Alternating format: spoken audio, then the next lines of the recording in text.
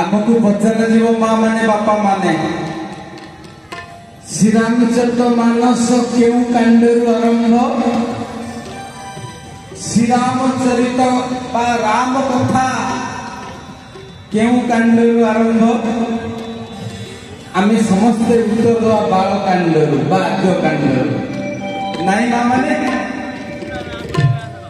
28 वर्ष धरे आम प्रवचन शुणीचे अंतत पक्षे 28 जन वक्ता कही गले राम कथा बालकांडरू आरंभ बा राम कथा कई कई आद्य कांड बोली कहते किंतु माने बापा माने राम कथा बालकांडरू आरंभ नुहंती अरण्य कांडरू आरंभ राम कथा अरण्य कांडरू आरंभ आपण माने भाबुथिले एक पूर्वर 28 जन वक्ता कही बालकांडरू आरंभ आज पहली थर कान शुणुची अरण्य कांडरू आरंभ ये केमितिका कथा एक मुंड काम करूनी कि टिके परे आपण भी कहिबो मो संगरे हां रामायण बा राम कथा अरण्य कांडरू आरंभ बोले आपण भी कहिबे बुझी गला परे प्रथम दिन प्रसंग टिके आपण को मने पकई दोछि तापर आपण कहिबे राम कथा बाल कांडरू बा आद्य कांडरू ना अरण्य कांडरू आपण माने मां माने आ बाबा माने आपण माने या पूर्व प्रथम दिन जे वक्ता थिले 28 वर्ष धरि जो 28 जन वक्ता कहिसंती समस्ते सतीका मोह प्रसंग हां टिके ख्याल करथिबे काहे कि मो अरण्य कांडरू आरंभ जदि अन्य मनुष्य हिबे मझिरे मझिरे जदि परस्पर भितर टिके बातचीत हेबे ताले आपण बुझी परिबेनी ए सूक्ष्म कथाटी काहे कि वक्ता कहउते अरण्य कांडरू आरंभ प्रथम दिन आम समस्ते शुणुचे सतीकर मोह प्रसंग शिवकर विवाह पार्वती सहित नहीं माँ माने आपण मान पचारुची सतीकर जो मोह होता कौन देखिकी मोह होता सतीकर ना भगवान राम ताको सीता हरण हो सारी सीता को रावण हरण कर सारी एवं दंडकारण्य प्रभु राम कांदी कांदिका पचारुचंती समस्त को जे मो सीता को किए देखिछ हे लतागिरी हे बनगिरी हे कीटपाषाण तरु तृण सागर जंगम भूमि भूमा अनुपरमाणु गोलक भूलक आलोक अंधा किए मो सीता को देखिछ कुह भगवान राम कांदी कांदी पागल परी समस्त को पचारि चली जे सीता को किए देखी कह जिते ए घटनाटी दंडकारण्य घटी चली ठीक से समय अगस्त्य मुनि आश्रम सत्संग सारी शंकर भगवान प्रथम स्त्री सती को धरी फेरुछंती ना नहीं यही कथा आम शुणुचे तो सती जो देखिले दूर थी शंकर भगवान नमस्कार कले जय सचिदानंद जय देवपावन अशोक ही चलू मनोज सावन यही चौपाई सन्थ तुलसी कहले से कहले प्रणाम कले भगवान राम होते इष्ट देव भगवान राम को नाम से सब राम राम बोली उच्चारण करती शंकर भगवान शिव सब जप करती भगवान राम को नाना नाम प्रसाद समुख विनाशी हे राम जय राम जय जय हरे नाम प्रसाद समुख विनाशी हे राम जय राम जय जय राम सकल मंगल मंगल राशि श्री राम जय राम जय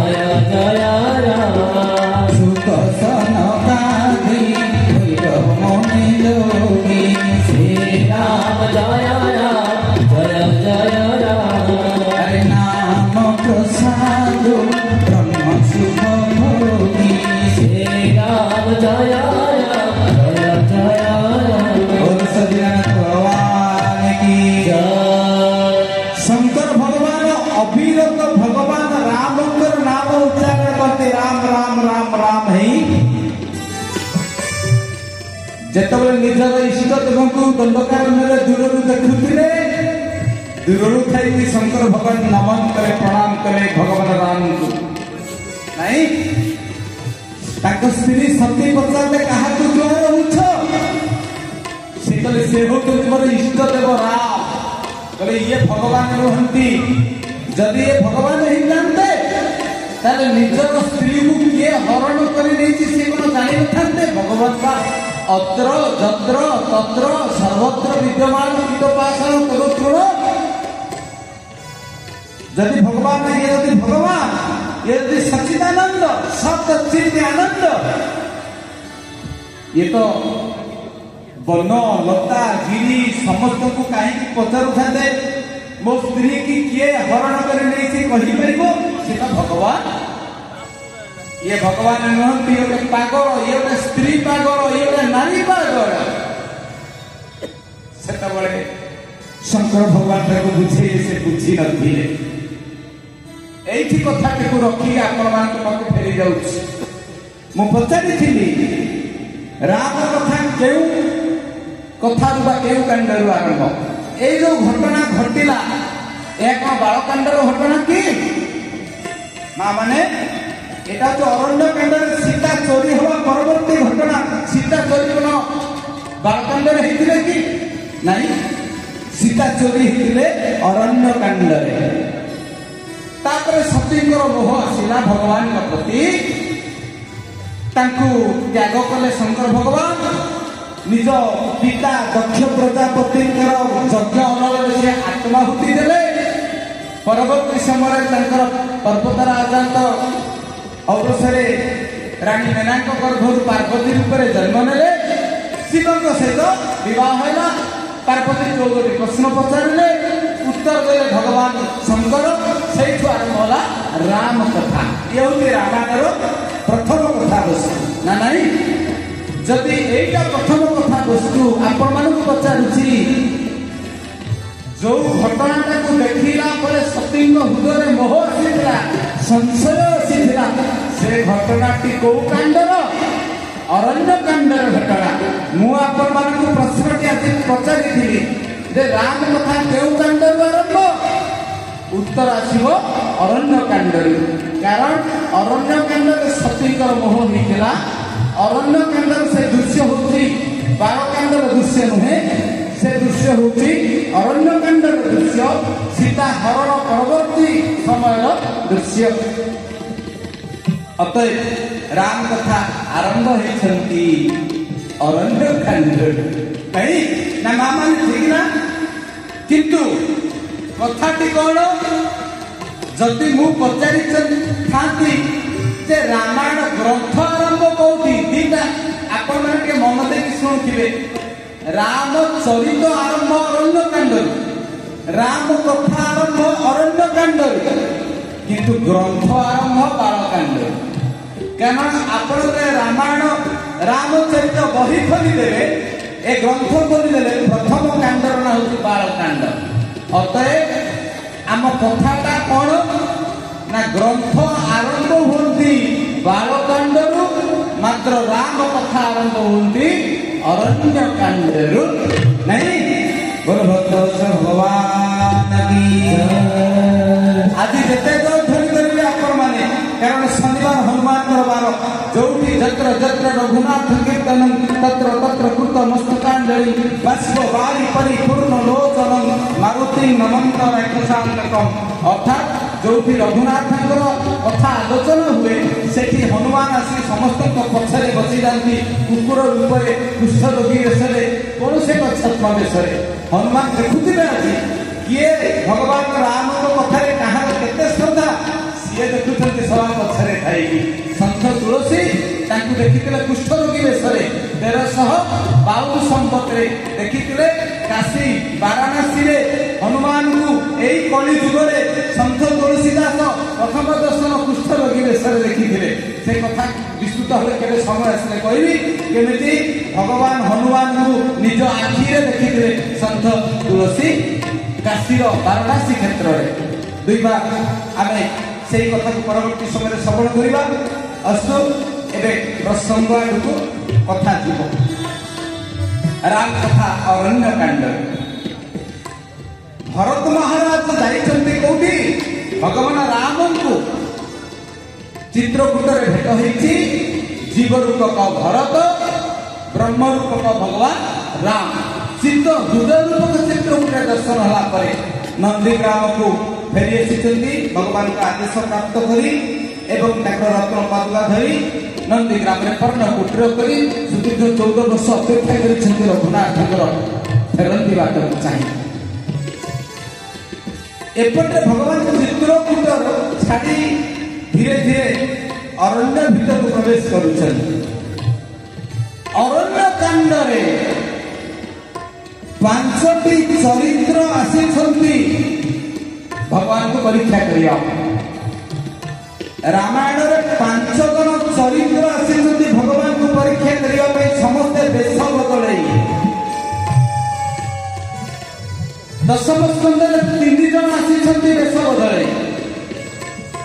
ରାମାୟଣରେ 5 ଜଣ, ଭାଗବତରେ 3 ଜଣ।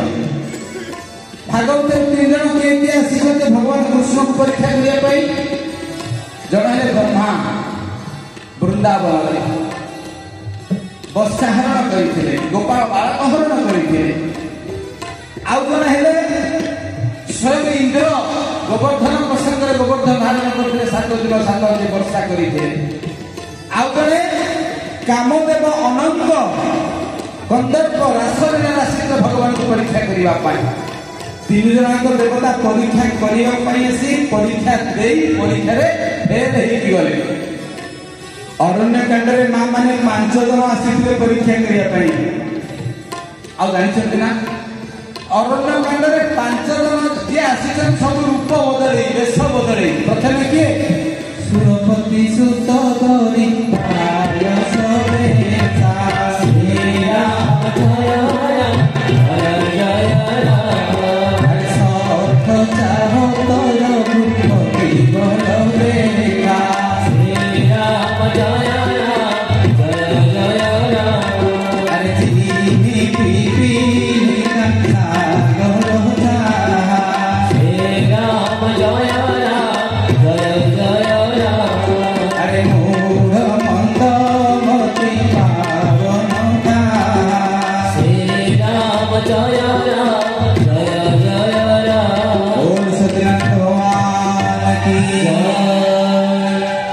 ଇନ୍ଦ୍ରଙ୍କର ପୁତ୍ର ଜୟନ୍ତ ଆସିଥିଲେ।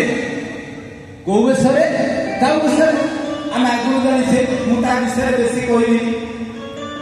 କାଉ ବେଶରେ ଆସିଥିଲେ ଭଗବାନଙ୍କୁ ପରୀକ୍ଷା କରିବେ। ବ୍ରହ୍ମଙ୍କୁ ସୀତାଙ୍କୁ ସ୍ଫଟିକ ଶିଳା ଉପରେ ବସିଥିଲା ବେଳେ ଫୁଲମାଳଟେ ନିଜେ ଭଗବାନ ତିଆରି କରି ମା ସୀତାଙ୍କୁ ପିନ୍ଧେଇ ଦେଉଥିଲେ। ଆକାଶରେ ଇନ୍ଦ୍ରପୁତ୍ର ଜୟନ୍ତ କାଉ ବେଶରେ ଆସିଥିଲେ। ଦେଖିଲେ କହିଲେ ଇଏ ତା ସ୍ତ୍ରୀକୁ ସଜାଡୁଛି, ଏଟା ଗୋଟେ ସ୍ତ୍ରୀ ଆସକ୍ତ ମଣିଷ, ଇଏ ବ୍ରହ୍ମ ନୁହନ୍ତି। ପରୀକ୍ଷା କରିବା ପାଇଁ ସୀତାଙ୍କ ପାଦକୁ କୁଙ୍କ ମାରି ଏ କଥା ଆଗରୁ ଜାଣିଛେ। ଭଗବାନ ତାକୁ ଦଣ୍ଡ ଦେଇଛନ୍ତି ଏବଂ ତା ଗୋଟିଏ ଆଖି ଭଗବାନ ଫୁଟେଇ ଦେଇଛନ୍ତି। ଭଗବାନ 2ଟା ଘଟଣାରେ 2 ଜଣଙ୍କ ଆଖି ଫୁଟେଇଛନ୍ତି। ସତ୍ୟ ଯୁଗରେ କାହା ଆଖି ଫୁଟେଇଥିଲେ? ବଳିଙ୍କର ଗୁରୁ ଶୁକ୍ରାଚାର୍ଯ୍ୟ ଦାନ ଦେଲା ବେଳେ, ନାଇଁ? ଆଚ୍ଛା, କୁଶବଟରେ ତା ଆଖିକି ଫୁଟେଇ ଦେଇଥିଲେ ଶୁକ୍ରାଚାର୍ଯ୍ୟଙ୍କର ଆଖି। ତ୍ରେତୟା ଯୁଗରେ କାହା ଆଖି ଫୁଟେଇଲେ? ନା ଇନ୍ଦ୍ରଙ୍କର ବଡ ପୁଅ, ଇନ୍ଦ୍ରଙ୍କର 2ଟି ପୁଅ, ଜଣଙ୍କ ନାଁ ଜୟନ୍ତ ଆଉ ଗୋଟେ ନାଁ ପନ୍ନଗ। ଭାଗବତରେ କଂସର ଧନୁଯାତ୍ରାରେ ପନ୍ନଗଙ୍କ ବିଷୟ ଆସେ। 2ଟି ପୁତ୍ର ଜୟନ୍ତ ଆଉ ପନ୍ନଗ। ଗୋଟିଏ ଝିଅ ଜୟନ୍ତୀ। ଭାଗବତର 5ମ ସ୍କନ୍ଧରେ ତାଙ୍କ କଥା ଆସେ ଜଡ଼ ଭରତ ଉପାଖ୍ୟାନରେ। ଇନ୍ଦ୍ରଙ୍କର ଝିଅ ଜୟନ୍ତକୁ ଋଷଭ ବିବାହ କରିଥିଲେ। ତେଣୁ ଇଏ ଜୟନ୍ତ କାଉ ବିଷୟରେ ଆସିଲେ ଭଗବାନ ତାଙ୍କର ଯେହେତୁ ସୀତାଙ୍କୁ ଖରାପ ବ୍ୟବହାର ଦେଖେଇଥିଲେ, ଯେ ମା ଜାତିକୁ ଖରାପ ବ୍ୟବହାର ଦେଖାଏ, ଯତ୍ର ନାର୍ଯ୍ୟତୁ ପୂଜନ୍ତେ ଅନନ୍ତେ ତତ୍ର ଦେବତା। ମା ଜାତିକୁ ଯିଏ ଅସମ୍ମାନ କରେ ଭଗବାନ ତାକୁ ଛାଡନ୍ତିନି। ଯୋଉଠି ମା ଜାତିର ସମ୍ମାନ ଅଛି ସେଠି ଭଗବାନ ବିରାଜମାନ। ଉପନିଷଦ କହେ ଯୋଉଠି ନାରୀ ଜାତିର ପୂଜନ ଅଛି ସେଠି ଭଗବାନ ବିରାଜମାନ କରନ୍ତି। ଯତ୍ର ନାର୍ଯ୍ୟସ୍ତୁ ପୂଜ୍ୟନ୍ତେ ରମ୍ୟନ୍ତେ ତତ୍ର ଦେବତା। ଇନ୍ଦ୍ରଙ୍କର ପୁତ୍ର କାଉ ବେଶରେ ସୀତାଙ୍କ ପାଦକୁ ଖୁମ୍ପ ମାରିକି ରକ୍ତାକ୍ତ କରିଥିଲା। ତାକୁ ଭଗବାନ ଦଣ୍ଡ ଦେଲେ। କାହିଁ ଦଣ୍ଡ ଦେଲେ? ମା ଜାତି ଉପରେ ଯିଏ ହାତ ଉଠେଇଛି ତାର ବିନାଶ ହେଇଛି। ଦ୍ୱିତୀୟ ଚରିତ୍ର 2 ନମ୍ବର ଚରିତ୍ର କିଏ ଆସିଛନ୍ତି ରୂପ ବଦଳେଇ କହୁଥିଲି ପାର୍ବତୀଙ୍କର ପୂର୍ବ ଜନ୍ମ ସତୀ। ଆରେ ସତୀ, ତୁମେ ପୃଥିବୀର ବିଶ୍ୱର ସବୁଠାରୁ ବଡ଼ ଜ୍ଞାନୀ ଶଙ୍କରଙ୍କର ପତ୍ନୀ। ତୁମ ସ୍ୱାମୀ ତାଙ୍କ ନାଁଟାକୁ ସବୁବେଳେ ଘୋଷନ୍ତି ରାମଙ୍କର ନାଁ। ତୁମେ ତାଙ୍କ ପ୍ରତି ଦ୍ରୋହ ଆଚରଣ କରୁଛ। ଯିଏ ସବୁବେଳେ ରାମ ରାମ ରାମ ରାମ ଉଚ୍ଚା କରନ୍ତି, ରାମ ଗୋବିନ୍ଦଙ୍କର ନାମ ଯେ ଉଚ୍ଚାରଣ କରନ୍ତି ଶିବ ଭଗବାନ, ତାଙ୍କର ଘରଣୀ ହୋଇଥିଲେ ରାମଙ୍କୁ ପରୀକ୍ଷା କରିବାକୁ କଣ କଲ ନା ସୀତା ରୂପ ଧାରଣ କରିଥିଲେ। ନାଇଁ, ଅରଣ୍ୟକାଣ୍ଡରେ ଦେଖିବେ ସତୀ ସୀତା ରୂପ ଧାରଣ କରିଥିଲେ। ରାମାୟଣରେ 5 ଜଣ ସୀତା ଆସନ୍ତି ମା ମାନେ। 5 ଜଣ ସୀତା କିଏ କିଏ? ଜଣେ ସୀତା ଜନକଙ୍କର ପୁତ୍ରୀ। 2 ନମ୍ବର ସୀତା କିଏ ନା ଭଗବାନଙ୍କୁ ପରୀକ୍ଷା କରିବା ପାଇଁ ଇଏ ପ୍ରକୃତରେ ଭଗବାନ କିଏ କି ନୁହନ୍ତି। ସୀତାଙ୍କର ଶରୀରଟାକୁ ଧାରଣ କରି, ସୀତାଙ୍କ ରୂପକୁ ଧାରଣ କରି ସତୀ ଯାଇଥିଲେ ଭଗବାନଙ୍କୁ ପରୀକ୍ଷା କରିବା ପାଇଁ। ଏ ପ୍ରଥମ ଦିନର ପ୍ରସଙ୍ଗ। ୟା ନାଁ ହଉଛି କଣ? କାୟା ସୀତା। ଆପଣ ମାନେ ଖାଲି ଗୀତ ଶୁଣିଲେ ହବନି, ଖାଲି ଗପ ଶୁଣିଲେ ହବନି। ଆଜି ଗୀତ ଟିକେ ମୁଁ ଜାଣିକି କମ କରି। କାହିଁକି ଜାଣିଛନ୍ତି? ପ୍ରସଙ୍ଗ ବହୁତ ଅଛନ୍ତି। ଗୀତ ତ ବହୁତ ବୋଲା ହବ ଯଦି କେବେ ଆସିବି, କାରଣ ଆକାଶବାଣୀ କଟକରେ ବହୁତ ଦିନ ଧରି ଗୀତ ଗାଇବାର ଅଭ୍ୟାସଟା ଅଛି। 1991 ରୁ 2007 ପର୍ଯ୍ୟନ୍ତ। ତ ଇଏ ହଉଛନ୍ତି 2 ନମ୍ବର ଚରିତ୍ର ଅରଣ୍ୟକାଣ୍ଡର ସତୀ। କୋଉ ବେଶରେ ଆସିଥିଲେ ନା କାୟା ସୀତା ରୂପରେ। ସୀତା 2 ନମ୍ବର ସୀତା କିଏ? କାୟା ସୀତା। 3 ନମ୍ବର ସୀତା କିଏ? 3 ନମ୍ବର ସୀତା 28 ବର୍ଷ ପ୍ରବଚନ ଭିତରେ ଆପଣଙ୍କୁ ପଚରାବ ସୀତା କେତେ ଜଣ ନା 5 ଜଣ ସୀତା ଆସିଲେ। ପଞ୍ଚ ସୀତା କହିଲେ। 3 ନମ୍ବର ସୀତା ନାଁ ହଉଛି ଛାୟା ସୀତା। ସେ କିଏ? ଆଜି ଶୁଣିବେ। ଅରଣ୍ୟକାଣ୍ଡରେ ସୀତାଙ୍କ ଚୋରି ହେବା ପୂର୍ବରୁ ଯେତେବେଳେ ମାରିଚ ଆସିଛି, କୋଉ ରୂପରେ ମାରିଚ ଆସିଥିଲା ମା ମାନେ? ସୁନାର ହରିଣୀ ହେମପୁରଙ୍ଗୀ ରୂପରେ। ନାଇଁ, ଲକ୍ଷ୍ମଣ ଯାଇଛନ୍ତି ଫୁଲ ତୋଳି। ଭଗବାନ ସୀତାଙ୍କୁ କହିଲେ, ସୀତେ ଲକ୍ଷ୍ମଣ ଯାଇଛି ଫୁଲ ତୋଳିବା ପାଇଁ, ଆଉ ଟିକେ ପରେ ମାରିଚ ଆସିବ, ହେମପୁରଙ୍ଗୀ ରୂପରେ ଆସିବ। ତମେ ଗୋଟେ କାମ କର, ନିଆଁ ଜାଳିଲେ ଭଗବାନ। ବାଲ୍ମୀକି ରାମାୟଣର ଅରଣ୍ୟକାଣ୍ଡ ଲେଖା ହେଇଛି। ସୀତେ ତ୍ୱନ୍ତ୍ରିବିଧା ଭୂତ୍ୱା ରଜରୂପା ବସାନଳେ ବାମାଙ୍ଗେ ତୁ ସତ୍ୟରୂପା ତମ ରୂପା ଛାୟା।